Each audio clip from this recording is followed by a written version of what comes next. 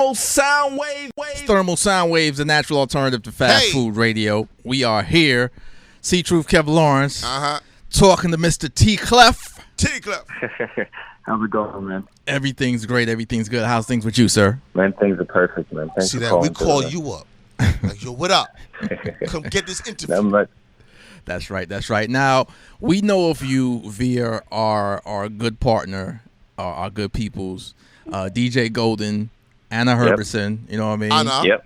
Doing her thing out there all around the world, international, you know what I'm saying? And, of course, shout out to Mashup International. Yeah, absolutely. Absolutely. Mashup International. Yes. You are on that compilation. You have to say it like that, though, right, C.Truth? Mashup International. You can't say Mashup International. Yeah. You have to Mashup International. That's right. That's right. Here you go. Yes, the horn. You got to have the horn. Yes. So, how did you, and we'll get into your background in a moment, but how did you link up to get with that whole Mashup International project? So I did a deal with Jillionaire from, look at me saying Jilly. Jillionaire from Major Lazer. I don't know if you know him, the dude with the huge afro. So we had done a single deal for one of my songs, Apart. But even prior to then, my manager had gotten the song on the Major Lazer playlist. And I think Hannah had found the record. DJ Golden, she had found the record and reached out, you know, hey, this is a dope record. She added it to their playlist. I reached out. I'm like, thank you. And then, you know, like everything happened in the DMs. Hey, let's make a record together. And so it took them a while. They sent me a couple beats, and then I picked the Killa Wine song, and then I wrote to it. And, you know, I think I did that song in 2017, late 2017. Wow. Now, you mentioned the gentleman. See, a lot of people don't know that Major Lazer is not just Diplo. No, it's a lot of not. people think they see Diplo the most, but it's not Diplo. It's a group of people. Yep, a group of DJs banding together, man. DJs and producers. So can you say their names to people out there so that people will know, so people have an understanding? Yep, it's Diplo, Walshy Fire, and Jillionaire. Right, and Jillionaire is the one with the big afro. With the big afro, yeah. I'm a real big fan of the track Jana Partial. That's nice. That's that track right there, Jana. We'll play that track later on. Yeah, and Major Lazer, they're major, like, you know, they pardon the pun, but they're huge. Like, yes, they are. Yep. Yeah, I don't absolutely think people understand. So to make that connection is a really big thing. Like the festivals is crazy. I've never been at one, but I've seen inside, you know, camera footage of the festivals in Major Lazer, and it is like, what is going on? Everything is involved, from dance, pyrotechnics, the artists, absolutely getting in like one of those clear, huge bubbles and walking on the people. And it's like, what is going on? Well, it's crazy because like I was at a festival with them in Canada. So this is what, 2017? Yeah, that's when I went to Canada, 2017, August. And it's called the Veld Festival, something like that. So they actually closed that show.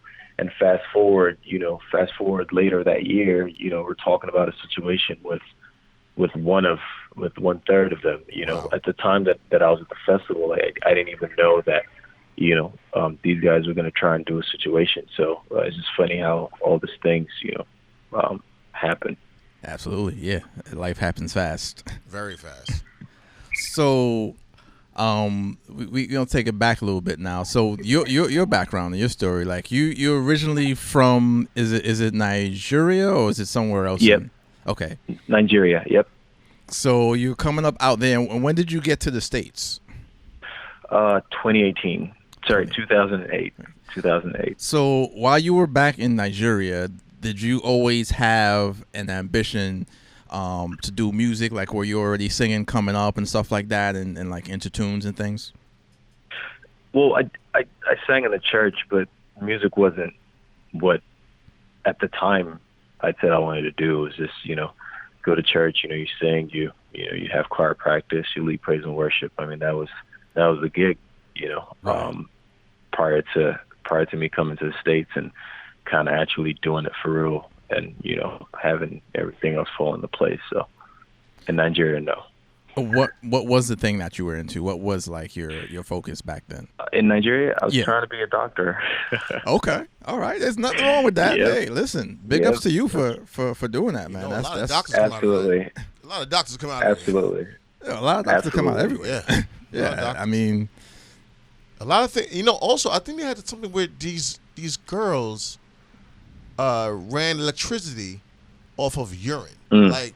And for people out there might be like, "Oh, you're trying to be funny." No, I'm not being funny at all. It's a lot of geniuses around the world. But I remember seeing that. I think they were from Nigeria.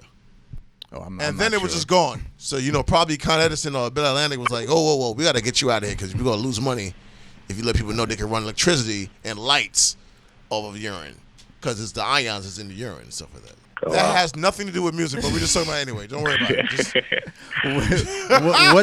What city did you come up in out in Nigeria? Lagos. I grew up in Lagos, Nigeria. Oh, okay. The major hub. Big ups. Big ups absolutely. Big ups to Techzilla out there. Techzilla. Flow. Nice. Candy the Baddie, like all the people out there. Like we play a lot of music from artists in Nigeria out there actually now, current. So we're very familiar with the scene. Techzilla does a lot of work. Techzilla does a lot of work. And he was actually in Canada for a little bit. He was in Montreal for a while before. I think That's dope. Yeah, I think he moved. In the UK now, right? Yeah, he's in the UK now. But yeah, he was in Montreal for a while before he left Lagos. But okay, so you were looking to be a doctor. Yep. Back then, out in Lagos in Nigeria. So when did things switch? You said when you came to the States, you started doing music for real. Like, when was the actual switch? Were you still pursuing a degree in being a doctor when you came to the States as well, or did you switch when you got to the United States? Actually, both. So the educational system in Nigeria is a little different than what we have here in the States. In what way? I mean, just the admission process, like how you select your major, things like that. It's just a little different, And so, like, I came out here my first year of college. That went well. Second year, first semester, that was cool. The second semester, I started struggling to pay tuition. So they actually let me, finish that second semester. But the third year, man, they were like, yeah, if you can't pay, you can't go to school. And so for me, that whole summer, I was like, well, you can sing, you hit a few notes, you play the keys, you play the drums, put something together, send it out to record labels. They're going to sign you, give you this huge advance. You take your advance, you pay for college, you give them 3 albums, you become a doctor. Bam, perfect plan. So it was while making music that summer. That's when I was like, oh, this is my thing. This is my bread and butter. Because all through childhood, my mom had primed me to be a doctor. Like, I finished high school at 15. Like, I got into college in Nigeria at 16. So like that whole path was already set for me, and I had to drop out to kind of figure out, to kind of stumble into my path. Right. So the whole quote, like, sometimes a person meets with his destiny, like, on the same road he took to run from it. Like, that was literally my story. So it was while I was making music, that's when I was like, this is what I want to do for myself. And so that everything else is history. Yeah, so. Yes. And mom still wants you to finish that degree, though, doesn't she, right? Yeah, she gonna get whatever degree she gonna get. It ain't, how that goes. No medical degree, though. It ain't no medical degree, but she gonna get whatever degree she gonna get. Like, listen, I've given her like dean's list. I've given her. I've given, okay. Man, let me do this for me, man. I've been a straight A student. I've done a lot. As long as you can finish school, they let you slide with whatever you want to do. Just finish that schooling for them, for yourself, ultimately, but really they like it for them. Yeah, school's always going to be here, man. But this music thing, who knows? Ain't no telling. So. Absolutely. It's Thermal Sound Waves, the natural alternative to fast food radio. We here, C.Truth, Kev Lawrence. We're talking to Teeklef right about now from the Killa Wine, big, huge hit and whatnot. You know what I mean? So, yep. How did you end up in Indianapolis out of all the cities in the United States? Indiana. I know my brother is here. Like, my brother went to the same college that I ended up in, and so it was a lot easier to, keep the family close. Gotcha. What Gotcha. college That's was why that? I just came out here. Yep. What college was that? University of Indianapolis, the private school. Yep. Right there in Naptown. Yeah, man.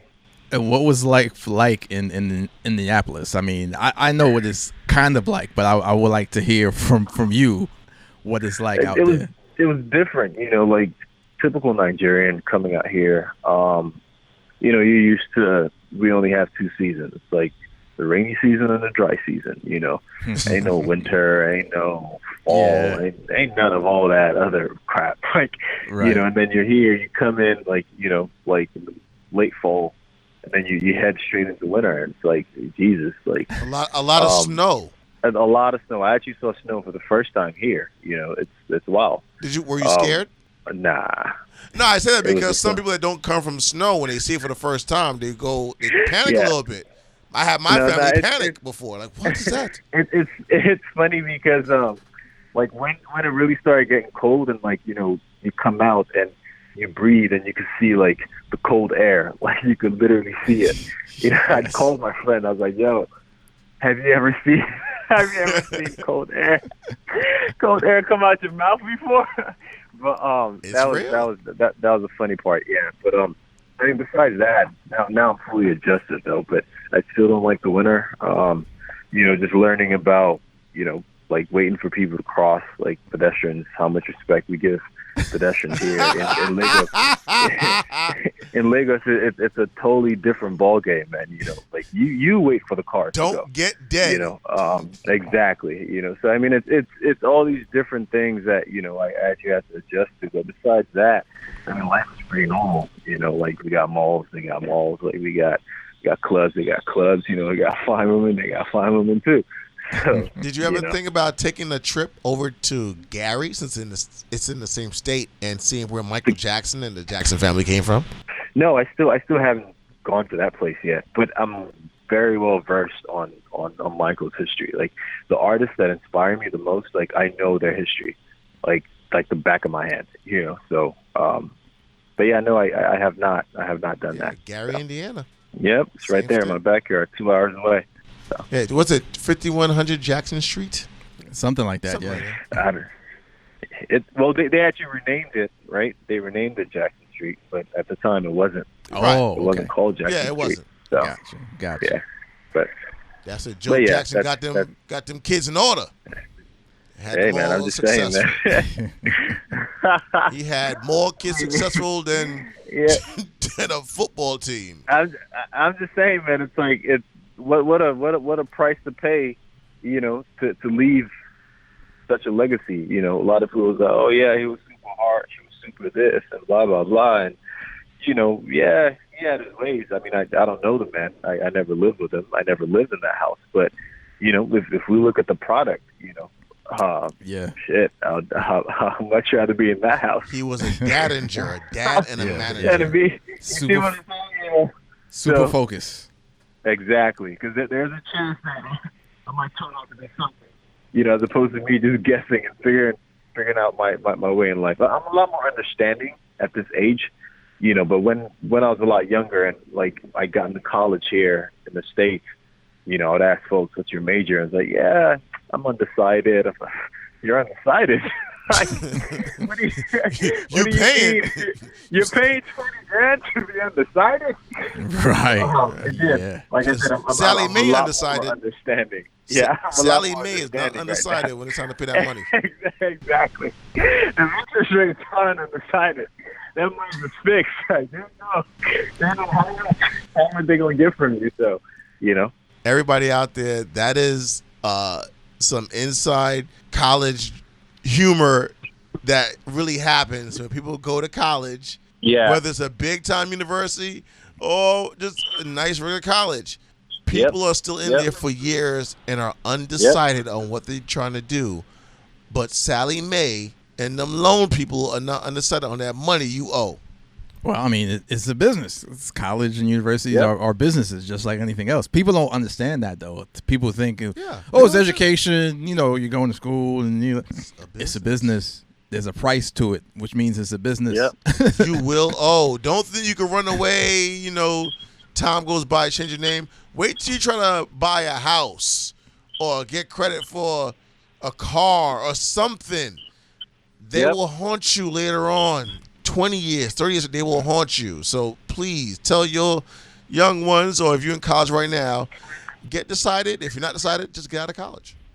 Get out of college and figure it out. Right. Get out of college, get a job, get 1,500 jobs. You travel around the world, figure yourself out, and then you start to go into debt. You know? But yeah, man, it's crazy. So hopefully, my plan is, you know, my kids would have had enough life experiences that before they get to college, you know, they would have figured out what they want to do.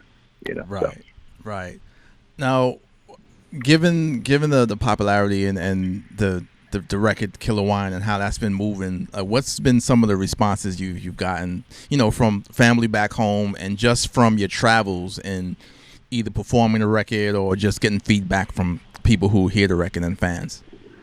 Yeah, I mean, it's a great record, you know, and this is not even me trying to big up myself or anything. Like, I'm very confident in my skin and in my abilities, but you know, I've written a lot of records over the years, and this is a really strong one, you know. So the responses have been great from people in Nigeria, from people you know, across the world. Even when I went out to Sweden, you know, like teaching the crowd the record, a lot of them knew it, you know, some of them didn't, but you know, I'd have moments where they're the ones singing the record back to me, and I'm like, oh my God, you know, performing the song in little like cities like Landskrona. Like, I did a festival there, a month ago, I think. Yeah. That was in Sweden?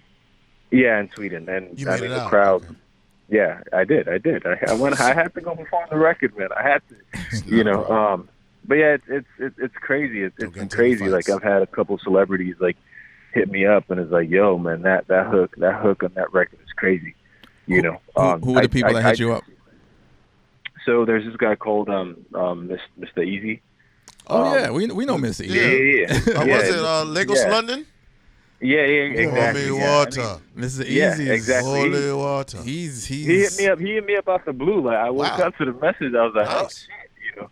Yeah. I was like, yo, that hook is crazy, man. You know, and it's been a few other people. Like, I've played it for, you know, a couple people that wouldn't want to get mentioned, and they're like, hey, is this record out? You know, I'm like, yeah, we dropped it 7 months ago. They're like, oh shit, you know, because I mean, it's some people that wanted to, you know, pass it on to some other artists to actually, you know, sing the song, but it's out. Ah, okay. And to actually understand that, like, I wrote the record, over a year ago, probably getting close to 2 years now, you know, and we just putting it out in March, and it's still doing what it does. It's, you know, like, good music lasts forever. You know? Absolutely, So, absolutely. And they're watching him, see. The publishing lasts forever as well. Oh, yes, it does. Yeah. So your children can have them checks keep coming forever. Yeah, your children can live and have experiences off of your publishing. Absolutely. Thank you, Grandpapa. Without going to college. Absolutely. I'm undecided. That's exactly. That's one of the big things, like, that I like about music, because I mean, this is literally an asset.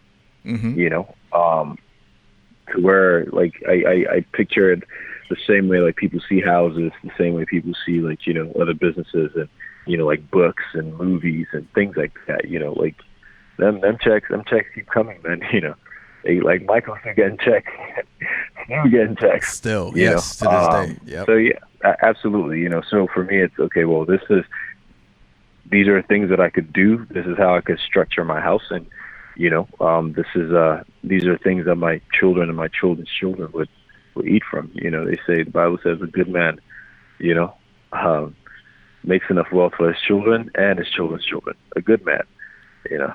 Absolutely. So, Also, and don't forget friends as well. Yes. Yeah. We are your friends. we are your friends. Including folks that interview me too. Yeah, exactly. You know. Yeah, those guys too. Those guys. Yeah, exactly. Slide them the account number so you can, you know, make sure you get that PayPal. Absolutely. Now, also, I'm going to say, understand, for people that don't know, a person like you, you may not have massive numbers like certain other people on social media, but understand they might not press like, but they're watching every creative move you're doing. Oh, absolutely. And speaking of social media, I actually just got my blue check mark yesterday. Oh, okay. You know, all right. You know, just mild flex. You know, I just figured out. I just throw that in there. You know, but go ahead though. I want to be unverified for life. So I like it that way. Yeah, I'm not looking for the blue check. But that's a whole nother story. That's a whole nother story. But congratulations on that, though. Congratulations. Thanks, man. Now, thank you. As far as writing, as a writer, do you have like a wish list of people that you would like to write songs for, and do you have actual songs already, like in your stash? Like, you know, if this artist comes to me, I have something right here for them right now. Come on, Shensia. Yeah. I used to have a wish list, but I don't anymore. You know, I mean, I used to have like all these. How would I say? I still have them. You know, I'm still very ambitious. I'm still very driven. I'm even hungrier than I used to be. But I'm older, right? And I understand. You know, I've been able to calm a lot of my anxiety and a lot of my like impatience. Like I just really stick to the work and let everything else that I can't control like take care of itself.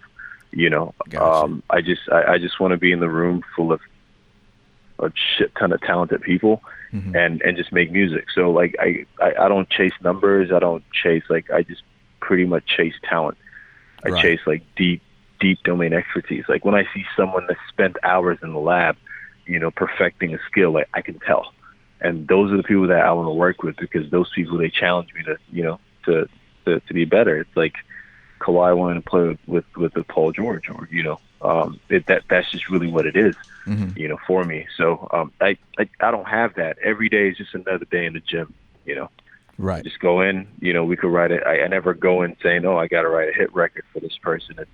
It's like, okay, today I got to get 100 shots up, you know. Right. So, but I mean, oh, sorry to cut you off, but I mean, you never really know a hit record until it's a hit record. I mean, you can have a feel. Yeah, you feel it. Yeah, you feel it. But you know, the public decides, and that alone, you know, because when I started writing, it's like, man, this song's so good, and you know, you put it out and people don't react, and then the one that you don't feel really good about, people are like, oh my God, how did you write this? Like what, you know, things like that. So like I've been through the ebbs and the flows. You know, right now I'm just like even kill.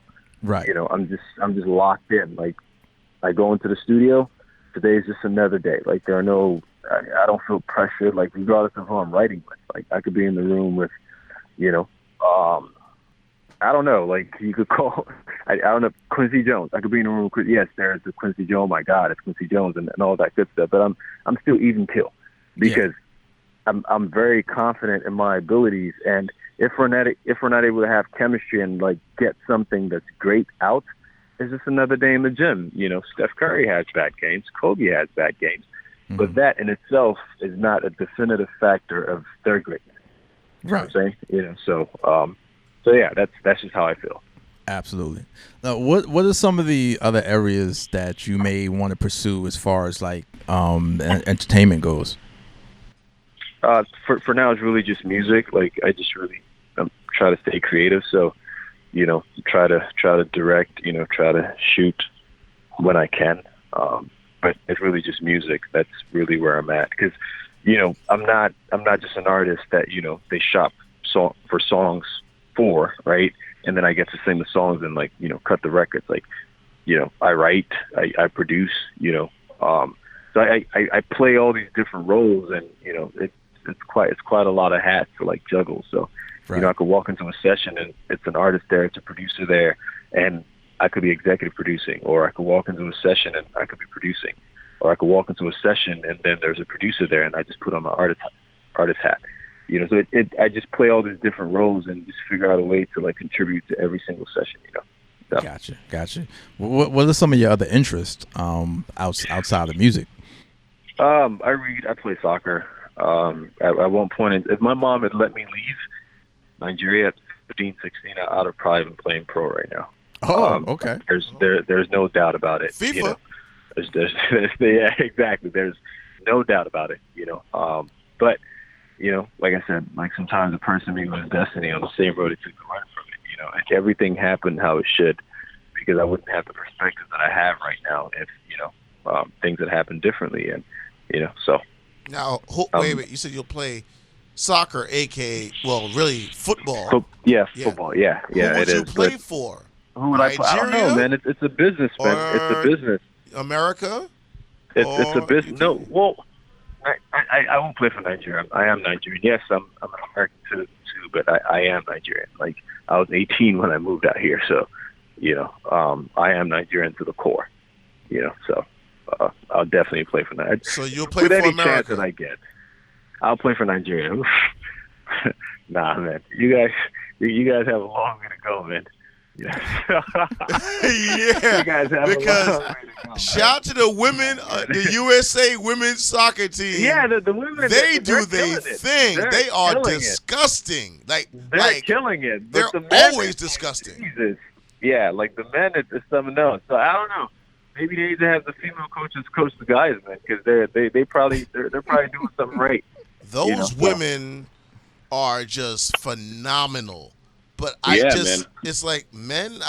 At one point, people didn't think USA had a men's soccer team. It was like, we never even hear about you guys. But you always hear about the women's. You think the straight women. So, maybe the man could have used you. You never know. 1-0. So yeah, man. What do you have next on the horizon? What's coming next for Teeklef? So I just put out a new single. It's called "Last Night in Paris." It's off of my album Room 2027. So that's pretty much the main thing right now. I'm gearing up to release that later on this year. So Last Night in Paris. What does that represent? Last Night in Paris. What did you say? What does that represent? So what does that represent? Like, what does that mean? You talking about the concept behind it? Yes, and Room 2. Yeah. So I mean, I pictured myself. Hold on 1 second. It's Thermal Sound Waves. We're here with Teeklef. Hit us up 347-454-1278. Hey. So I pictured myself, in a situation where this was my last night in a place with someone that I really cared about. So what would I tell the person? How would I approach the situation? So if this is your last night in Paris and you're with the person that you care about, you're with the person you love, how would you approach the situation? Mm-hmm. Right? What are the things you would tell her? And if you could never see her again, if you were breaking up, how would you approach that? That's the record. Hit him on social media. That's how you break up. Was that a true story? Yeah, it is. It is. My records reflect my life, man. They're a direct reflection of my life. Can you repeat that? You kind of broke up right there. No, I said it is a true story. My records reflect my life. Okay. They're a true reflection of my life, or people close to me, with their stories. Now, where can people reach out to you if they want like a Teeklef song, if they want you to produce something or work with you? What's the best way they can get with you? They could hit my email on Instagram. It's of course they could just hit the email button right there. But they could send an email to Pergo Lizzy. That's PERGOLIZZI @gmail.com. It's on my Instagram bio and my Twitter bio too. So they can send an email there, and everything gets to me, man. That gets straight to my manager, and comes out to me. But on social media, it's at Teeklef, everything: Snapchat, Instagram, Facebook, and Twitter. Spell it out YouTube. So people can know. That is TEEKLEF. There you go. Absolutely. Yep. Now, when one last thing, when people hear Teeklef, do they think you're connected with Wyclef? Quite some people have asked me that. Are you Wyclef's cousin? Are you But yeah, man. I mean, it's everyone has to find the narrative, and I understand that. Right. Although when I was picking Teeklef as a name, I thought about that, man. Would you want to live with this question of Wyclef and all that? But that wasn't why I picked that. Teeklef just stands for treble clef. Oh, okay. So it's musical. So yeah, I don't know. That's how I picked that. So. Right. Sound boy, bro. So yeah, absolutely. Definitely. Yep. Well, Yep. We're looking forward to hearing more things from you in the future, more tunes, of course. And absolutely. Absolutely. Last Tango in Paris. Last night in Paris. Last night. The last tango. The last night in Paris. That would be how I would do it. That would be my version. You got that text message coming in. See? Okay. Last night in Paris. It's actually out now. Spotify, Apple Music, iTunes, everywhere you consume music at. Absolutely. And of course, Killa Wine still bubbling. Do you have Killa Wine things? Absolutely. Do you have some shows or a tour that's coming soon that people can know about, or should they just follow you on the social media to get all that? Yeah, I think just following me on social media, they could get in tune with everything else that I have going on, because I just concluded the second world tour. So I did one in March, and then I just finished one like 3 weeks ago. So, wow. Oh, okay. Which included the festival in Sweden. So, but I do have some more shows coming up. But right now I have to finish the album. I just have to get them mixing, mastering, and then then I could get back on the road. So. Absolutely. Well, we want to thank first of all, we're going to big up DJ Golden, who actually connected us with you. Anna. Absolutely. And the whole Mashup International crew. Mashup International. Absolutely. Definitely. And continue success with what you're doing. Nah, thank you, man. Thanks a lot. And when you're in New York, you definitely have to come through and sit with us live in studio. I will be there in October, so we need to talk about it. Yeah. Definitely. We'll keep in touch. Talk about it. Okay. Have that jollof rice ready, though. Absolutely, man. And I'll probably have something new to promote too. So. Oh, that's what's up. Let's do it, man. Let's do it. Up. Definitely, man. Teeklef, everyone. Definitely make sure you hit him up at Teeklef on all social media. And definitely, man, we want to thank you for being on the program. It was great talking to you. All right, man. Thank you very much, man. Have a good day. All right, take care. It's Thermal Sound Waves, the natural alternative to fast food radio. Thermal Sound Wave.